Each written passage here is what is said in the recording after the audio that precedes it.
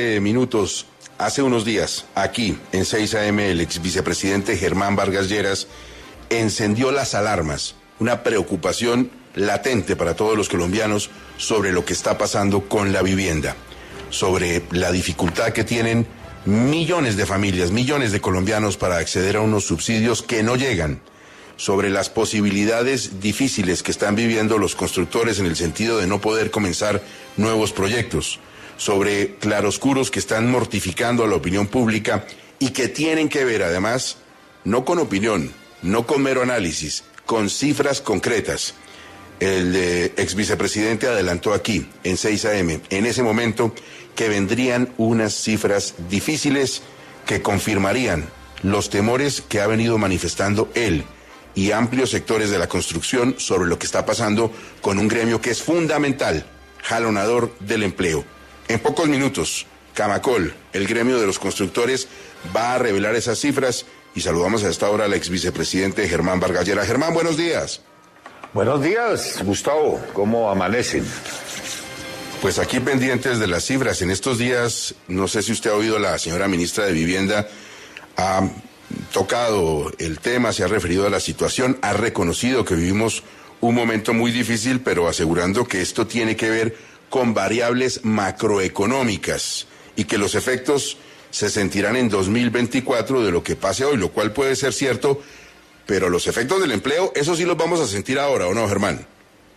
A ver, Gustavo, yo celebro que el lunes hayamos podido conversar sobre estos temas. A lo largo de toda la semana, la ministra estuvo en diferentes medios dando sus explicaciones, pero lo interesante es que hoy se programó una rueda de prensa en Camacol para dar las cifras que ellos tienen. Pues le quiero comentar que se las tengo en primicia. ¿Quiere escucharlas? Las cifras de Camacol ya las tiene en la mano. Ya las tengo en mi mano. A ver, pero por favor, ¿qué va a pasar? ¿Qué está sucediendo con la construcción? Cuéntenos.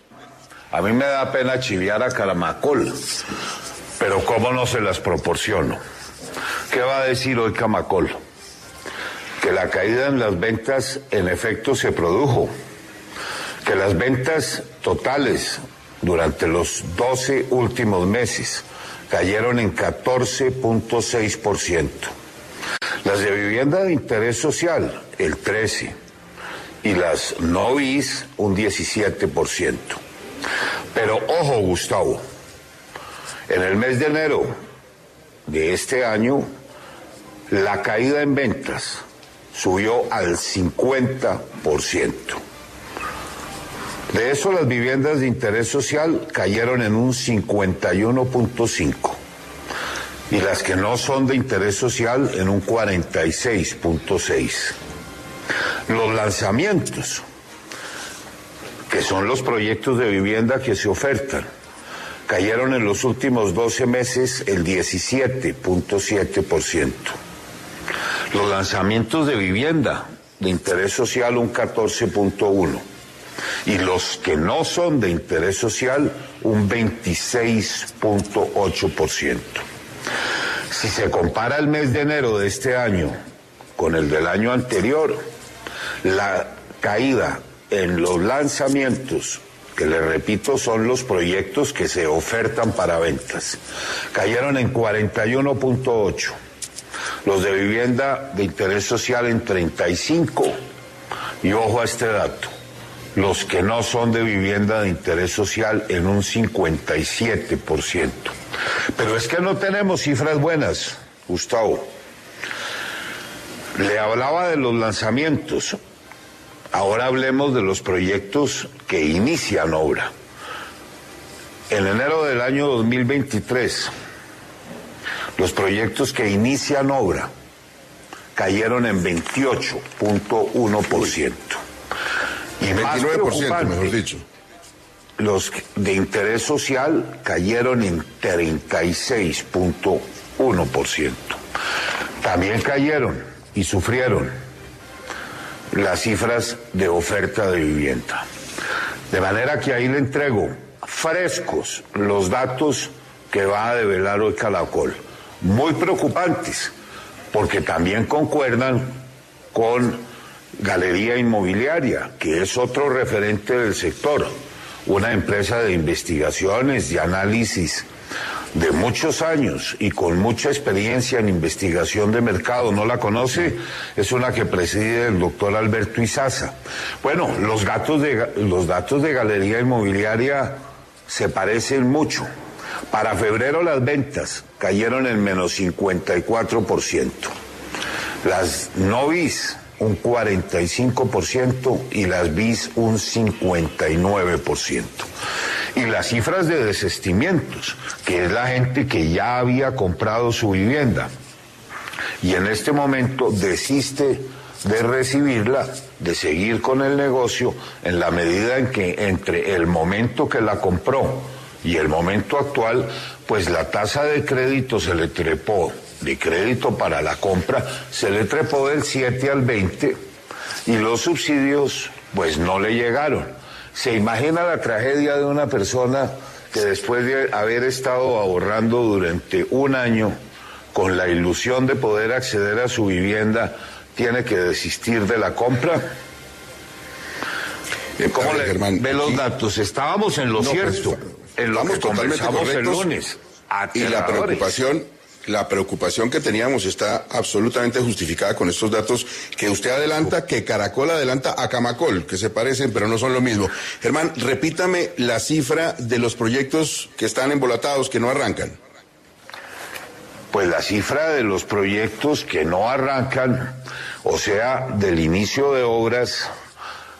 Acuérdese que hemos hecho dos diferencias. Una es la caída en los proyectos que se ofertan para ser vendidos y posteriormente iniciar las obras. A eso nos referimos con lanzamientos. Luego también hablamos de las ventas, que es los proyectos que ya están terminados y que se están vendiendo. Y la otra cifra relevante es la del inicio de obras, que es, por supuesto, ya los proyectos que se vendieron. En el inicio de obras la cifra no es menor, porque la caída fue de menos el 36.1%. Sobre volúmenes no muy significativos, porque estamos hablando de 8.618 unidades. Entonces, pues todo esto, Gustavo, confirma lo que mencionamos el lunes. Yo escuché a la ministra de Vivienda con mucho respeto. Claro, buena parte de estos problemas no son del resorte de la ministra. Correcto. No lo es la inflación, que en los materiales de construcción ha subido casi un 40%. No lo es la tasa de cambio. Por supuesto que no lo son los intereses. Afectan directamente a los programas de vivienda, pero no son de su resorte. Tampoco son los subsidios definitivos para el programa, pero los subsidios, como lo recordábamos el lunes, pues los otorga el Ministerio de Hacienda. Y recordemos también la cifra: si este año la ministra de Vivienda no recibe 1.7 billones, no podrá cumplir con las ventas del año pasado y tampoco con las metas. Lo que sí está en sus manos es intervenir en el plan de desarrollo, porque también recordábamos que lo que es muy inconveniente es que se vaya a cambiar el modelo para poder acceder a los subsidios. Anteriormente y a la fecha, lo que yo afirmaba es que cualquier persona de ingresos hasta de 4 salarios mínimos puede escoger el proyecto en todo el territorio nacional que le guste y luego dirigirse a cualquier entidad crediticia. Lo que pretenden ahora es que esa misma persona sea intervenida por el CISBEN y tenga que inscribirse y hacer las gárgolas en el Ministerio de la Vivienda para poder cerrar su negocio. De manera que sobre los temas de la ministra, pues a mí me da pena con ella, pero todos estos factores son los que inciden en el mal desempeño del sector, reconociendo, como lo hacemos esta mañana, que el 90% de ellos, de esos factores, no son del propio resorte de la ministra. A ver, Germán, pero aquí planteamos algo al comienzo de esta conversación que me parece que es fundamental. Una cosa es el efecto y el golpe macroeconómico, y por supuesto que lo vamos a sentir en el 24 y en el 25, pero otra cosa, y es fundamental además de los subsidios que preocupa a los oyentes, que son los que están esperando para tener vivienda, es lo que preocupa también a los que están esperando para depender del sector de la construcción. ¿Qué va a pasar con el empleo? Ese golpe sí va a ser duro. Pues es que la ministra la escuchaba yo esta semana decir que los efectos en las no ventas, en el no inicio de lanzamiento de proyectos, tan solo se verán el año 23. Eso por supuesto es cierto, porque un proyecto tarda entre 2 y 3 años en construirse. Pero lo que hay que resaltar es que si no se inician proyectos, pues la mano de obra queda cesante. Y estamos hablando entre empleos directos del sector e indirectos del 10% del empleo de todos los colombianos. Algo así como 1.6 millones de empleos directos. De manera que muy grave, claro. El impacto en las ventas de los proyectos que se inician hoy no se verán sino en el año 23. Pero la gente sí dejará de recibir su salario y quedará desempleada en la medida en que no se inicie la construcción de nuevas obras. Ese efecto, por supuesto, Gustavo, es inmediato. Inmediato. Estábamos en la razón, teníamos la razón para preocuparnos, ¿o no, Germán?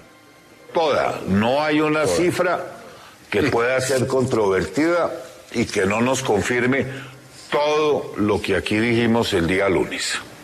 Mire, vamos a conversar con el señor fiscal en unos momentos, pero quería aprovechar simplemente como un barniz. Usted estuvo reunido con el fiscal para hablar precisamente de la erradicación con mensaje de urgencia del proyecto de sometimiento en el Congreso de la delincuencia que no tiene carácter político. Así por encima, ¿cómo la vio? Pues muy grave, muy grave. En esa reunión tuvimos oportunidad de analizar tanto el que llaman el proyecto de humanización de cárceles como el proyecto de sometimiento que ayer fue radicado. Sobre el proyecto de humanización de cárceles, grosso modo, porque ya va a tener usted al fiscal a continuación y podrá preguntarle, pues nos sigue preocupando que destipifiquen tantos delitos, que ese proyecto se convierta en una feria de la alegría, que otorgue tantos beneficios aún a delitos de lesa humanidad, que el procedimiento de descongestión sea no solo el de eliminar tipos penales, sino el de conceder libertades condicionales, beneficios administrativos, y nada para las víctimas, por supuesto, porque en ningún artículo se habla del resarcimiento a las víctimas. Pero lo más delicado, y le llamaría la atención para que le pregunte ahora, que en primicia también va a tener al fiscal sobre temas sensibles. El fiscal ayer llamó la atención. Les están concediendo a estas organizaciones criminales, a los narcos de Colombia, unos beneficios similares a los del Acuerdo de La Habana. Puede que no les estén diciendo que les conceden el estatus político, pero todo lo que ahí viene contenido es algo muy parecido. Imagínese usted a los máximos responsables de esas organizaciones criminales, hoy condenados a 40 y 50 años, si ya pagaron 6 años, ¿podrán recobrar su libertad?